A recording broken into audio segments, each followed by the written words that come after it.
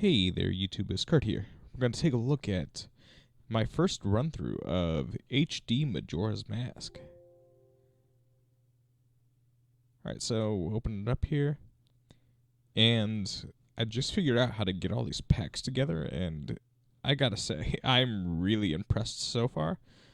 So let's see how Majora's Mask does. I think everything is loaded.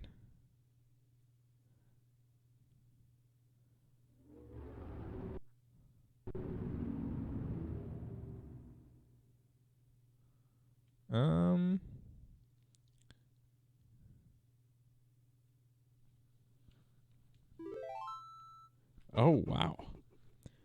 That start screen.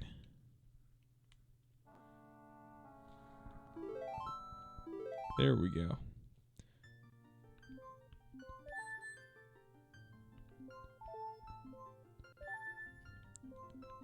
You can see there while I messed around with, before I was messing around, I was trying to get it to work. I couldn't quite get it to work, so we're gonna start this from the beginning.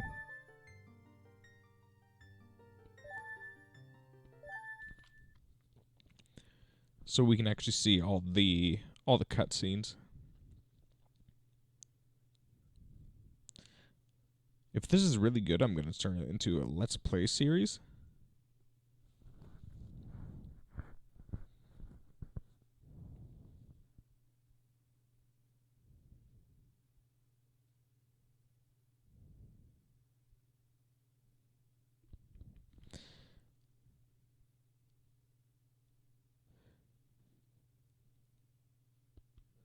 I forgot how much text was in the beginning of this game.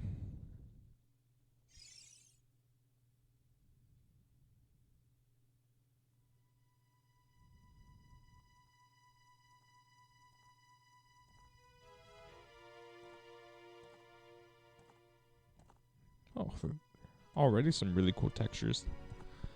You can definitely tell a difference there. Toggle on, toggle off. Just the grass looks so much better.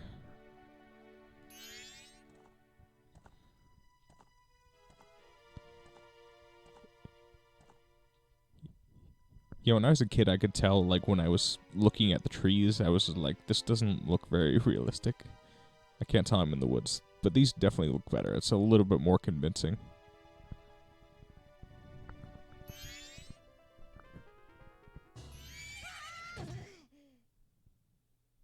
Actually looks, yeah, I'm really impressed. It like doesn't lose the N64 feel. It just feels very updated. The mask looks so much better. I can already tell.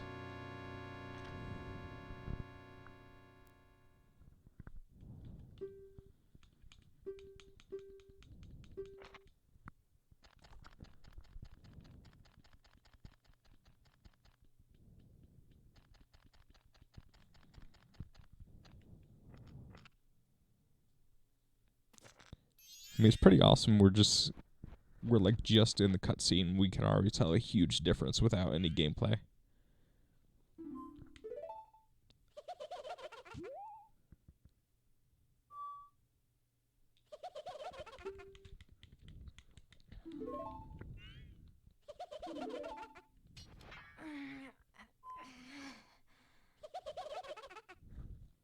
Link's face looks just a lot smoother. And like back then, the cartridges weren't big enough to make everything as smooth as this. I mean, now when you have room for 25 extra gigs for adding those textures, there's just a lot more room to work with. And I think this really still holds up as a game overall over time.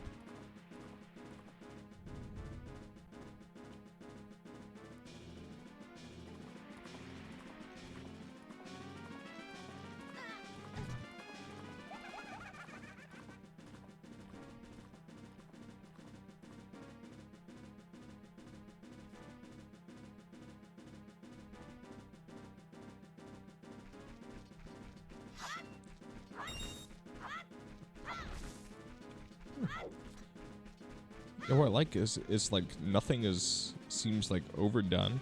See, like the walls, I really appreciate the walls there. I like textures that add contrast where there needs to be contrast, and I think this does an excellent job of doing that. Now this is the part where Link dies, and he makes his journey through the afterlife. Or so a lot of people will have you believe.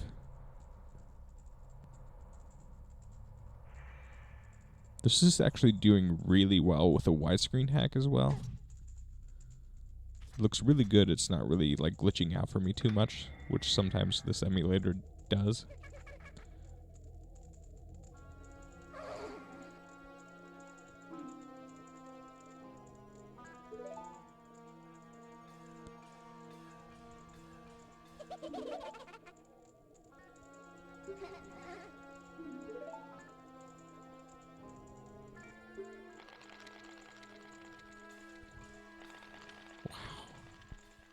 They got the lighting so good.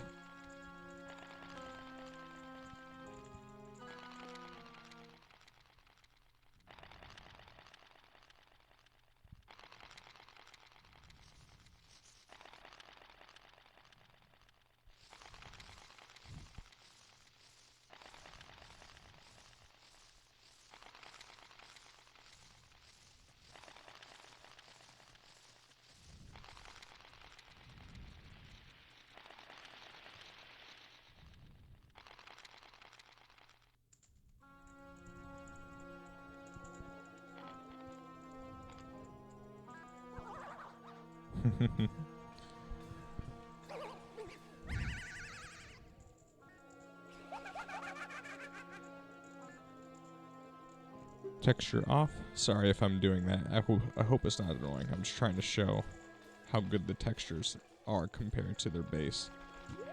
Oh, that's so good. Like, you can tell it's just not overdone. It just complements the scene entirely. Out of all the texture packs that I've worked with so far, like, this one is the most complete. It's the largest, like, file size, but, like, it's just so well done.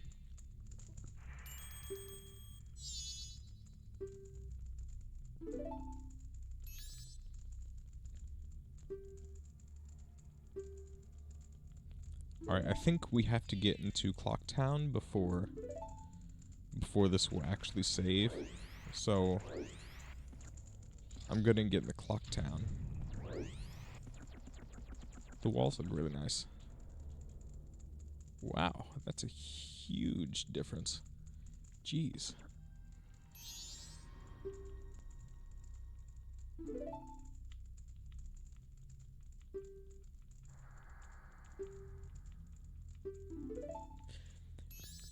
And that's, like, I think these textures are a little bit underappreciated. Well, because, like, honestly, like, I really think it does help you get immersed into the game a little bit more. If there's something a little bit more believable about, like, what you're seeing, and it's a lot easier just to get lost in what you're doing. And that's what I appreciate about it.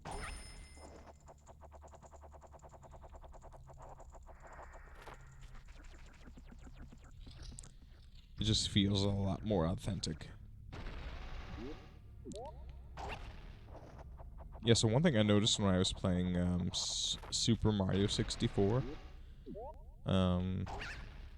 with the texture packs on it, is that, well, there's definitely a lot more choppiness to the video. But I don't know if... I think that's specific to that ROM, because I'm just not getting that same choppiness with this. And I'm not sure why. I'm not sure why. I don't know if there's a legitimate reason for it, but...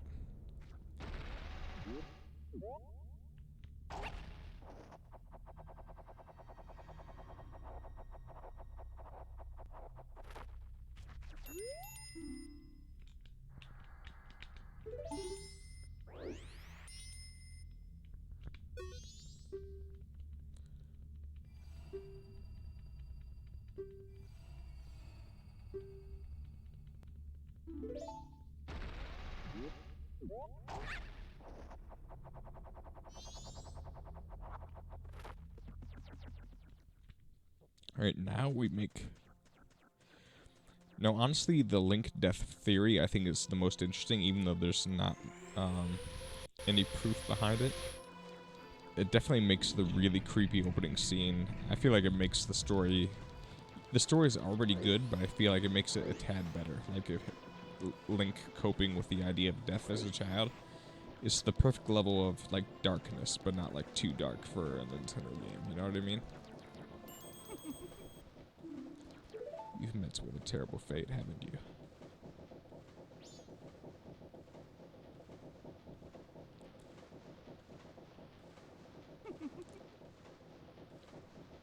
See? Just a little bit of lighting. The mask looks a little bit more crisp. Nothing is overdone so far.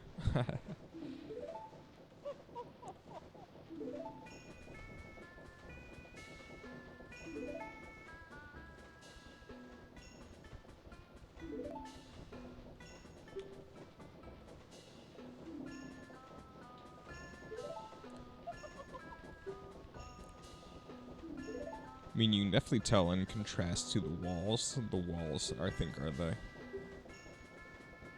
I don't know, I feel like really blurry textures on the walls is a really, like, distracting and anti-immersive thing for me as a kid. And so now having the walls that look a little bit more realistic just helps out so much. Let's take a look at Clock Down.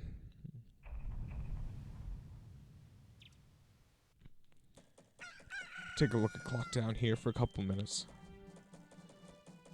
Then I'll end this video. Oh, wow. Yeah, I had trouble. I know I'm mentioning my childhood a lot, but as a kid, like, I thought it was hard to recognize doors just because the doors were, like, so blurry. I was like, that doesn't look like wood, but now it looks like wood. And to me, that's just, like, such a huge difference. The walls look like walls, and the wood looks like wood. And it's, like, that little touch that pushes over the edge. You see, this view isn't quite so bad. This is the original. Some of this might be a little bit preference, but, like... Yeah, right here, I really like the update of the sign. The update of the sign and things like that. It's so much better.